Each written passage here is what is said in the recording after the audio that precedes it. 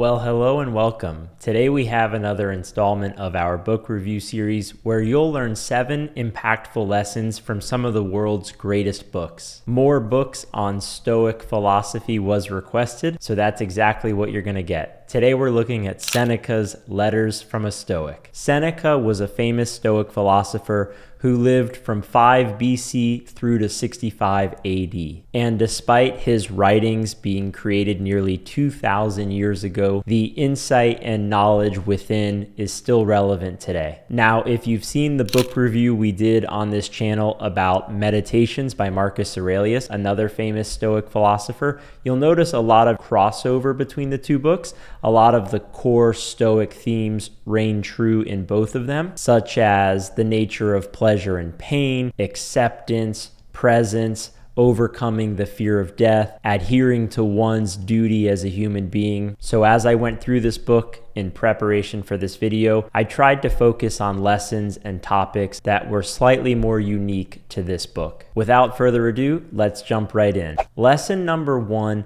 is to be content with what you already have. Seneca says, "What difference does it make how much there is laid away in a man's safe or in his barns, how many head of stock he grazes, or how much capital he puts out at interest, if he is always after what is another's, and only counts what he has yet to get, never what he has already? You ask what is the proper limit to a person's wealth? First, having what is essential, and second, having what is enough." This is incredibly powerful, and it's something you might be able to relate to. That when you're always searching for what's next, you're always trying to push the bar higher and higher, enough is never enough. You never become content or satisfied or grateful for what you already have, because as soon as you get what you've always dreamed for, you just set another goal, another dream, and you immediately shift all your attention on the fact that you don't yet have that. There is importance in always striving to do better, to make a greater impact, to do more for yourself and your loved ones and for your society.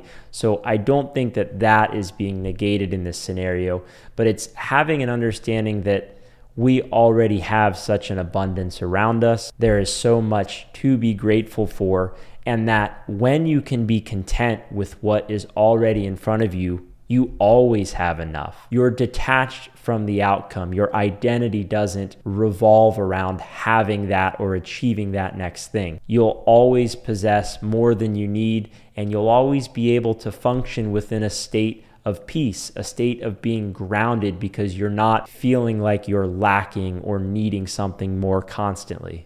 Lesson 2 is to focus more on timeless wisdom from the greats. Seneca says, "You should be extending your stay among writers whose genius is unquestionable, deriving constant nourishment from them if you wish to gain anything from your reading that will find a lasting place in your mind." What I think he is getting at here is to not fall victim to information overload with all of the latest trends, the latest fads that are out there, but rather to take a look at principles and lessons that have stood the test of time, that have been relevant for decades or for centuries, and to really build a core foundation of your wisdom, of your knowledge, of your awareness around that. Cut through the noise to the true masters of whatever craft it is that you're wanting to learn from. The people that have really reached the highest level of success and have distilled what they've learned down into a particular book or a particular essay, to focus in and search for that. Read their books and listen to their interviews, because when something has become timeless and it is proven relevant in multiple different periods of time, you know you're tapping into something more eternal, and those time-tested principles can help you build a foundation of longevity. Lesson 3 is that growth is slow, but destruction is fast, and nothing is permanent. Seneca says, "It would be some relief to our condition and our frailty if all things were as slow in their perishing as they were in their coming into being. But as it is, the growth of things is a tardy process, and their undoing is a rapid matter. Nothing is durable, whether for an individual or for a society. The destinies of men and cities alike sweep onwards. This is such a valuable lesson to keep in mind for anything that you're trying to build or accomplish. Anything substantial takes time to build, to plan, to develop, to nurture, and to grow. It doesn't happen overnight. And people who reach success in any industry are those that were willing to stay committed and be consistent long enough to see success. Most people fail simply because they give up. They have fantasies of things happening much quicker than what is realistic, and because of that, they get discouraged if they don't see results immediately. And so therefore they give up and they don't stick in it long enough to see the fruits of their labor. But then it's equally important to remember that once you have reached a level of success, it's much quicker and much easier, unfortunately, for you to fall off from that position. So it's a reminder that once you reach that level of success, you have to keep working on it. You have to keep honing your craft, learning more, and improving what it is that you're doing. That way you can stay in that position once you get there.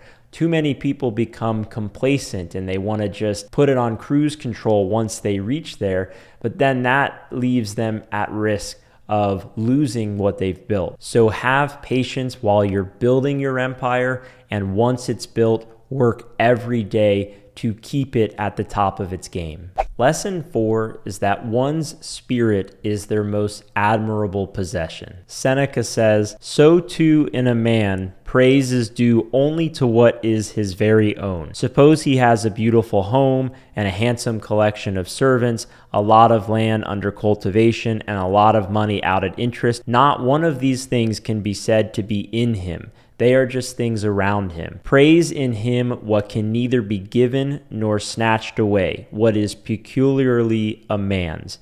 You ask what that is? It is his spirit and the perfection of his reason in that spirit." Seneca also says, "For that body is all that is vulnerable about me. Within this dwelling, so liable to injury, there lives a spirit that is free." It's important to remember that your spirit is the core of everything. That's your true nature. That's what makes you individual. That's what makes you such an incredible human being. And things like your thoughts, your words, your actions all stem from the health and the nature of your spirit. So your spirit is something that you need to continually nourish. It's something that you need to continually protect. It is what makes you you. That's something that nobody can take away from you. That's something that you get to carry with you wherever you are in the world. Lesson 5 is that a life of chasing empty pleasures will leave you in a perpetual state of never having enough. Seneca says, "Any life must needs seem short to people who measure it in terms of pleasures which through their empty nature are incapable of completeness." Seneca also says, "Pleasures, when they go beyond a certain limit, are but punishments." I think this is something that a lot of people can relate to. The excitement of the moment leading up to the pleasure may seem like it's the most important thing to you, but once it's realized, there's typically not much of substance left over after the experience. And living a life constantly chasing those pleasures leaves you continuously needing more and more to satisfy yourself. It ends up never being enough, and you just get stuck on this hamster wheel of running towards pleasure, trying to fulfill something that can't be fulfilled with those pleasures. Not to mention, getting caught up in a life of chasing pleasure is incredibly distracting. It pulls you away from your mission, from your purpose, from the service that you're here to provide to humanity. And I don't interpret these parts of the books to say that you should never enjoy yourself or that you shouldn't be allowed to have fun and to have sources of pleasure within your life. I more interpret it as not getting caught up in it, not becoming a slave to the pleasure and allowing it to define you and to dictate how you spend your life. It's saying not to build a life revolved around the pursuit of those pleasures, especially empty pleasures that don't actually benefit you in the long run. Lesson 6 is to dedicate your time and energy fully to your purpose, to make that your priority, your one thing that you create space for and design your life around. Being a philosopher, it is clear that Seneca's main focus was philosophy and learning and developing that further. So he goes on to say, philosophy likewise tells all other occupations, it's not my intention to accept whatever time is left over from you. You shall have instead what I reject. Give your whole mind to her. Sit at her side and pay her constant court, and an enormous gap will widen between yourself and other men. You'll end up far in advance of all mankind and not far behind the gods themselves. And so I found this particular quote to be really powerful because I think a lot of us fall into the habit of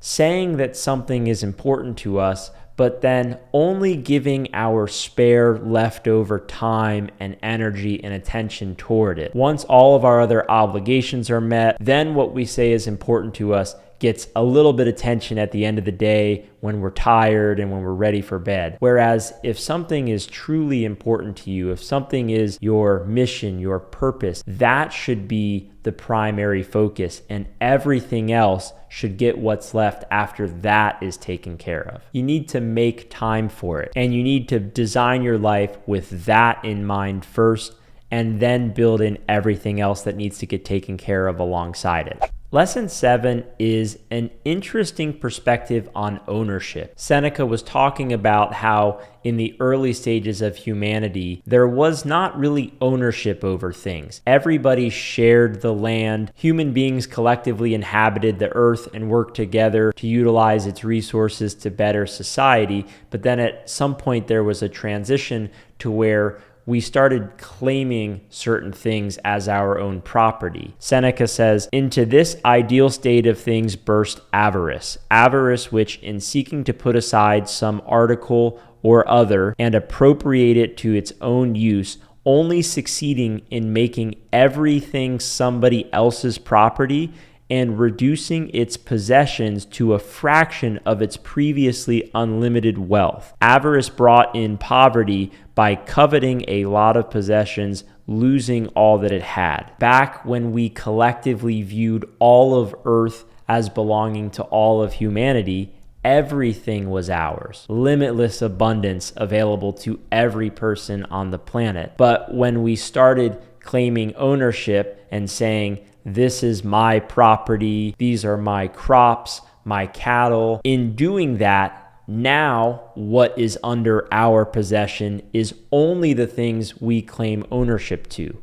And everything else, all of the limitless abundance outside of what we claim ownership to, is now technically somebody else's. It's no longer ours. And so I just view it to be a very interesting paradigm shift, a shift in perspective. I think there are naturally benefits and drawbacks to living in such a financial world, a world where the transfer of money and value is something that's taken into equation with absolutely everything. It's just interesting to see how that mindset that we have now all adopted and agreed to has in a way limited some aspects of our life and what's available to us. So that concludes our 7 lessons from Seneca's Letters from a Stoic. It was very difficult to narrow all of the teachings in this book down to just 7 takeaways, but nonetheless, I hope these were impactful for you. If you have any follow-up questions, please go ahead and leave those down in the comments.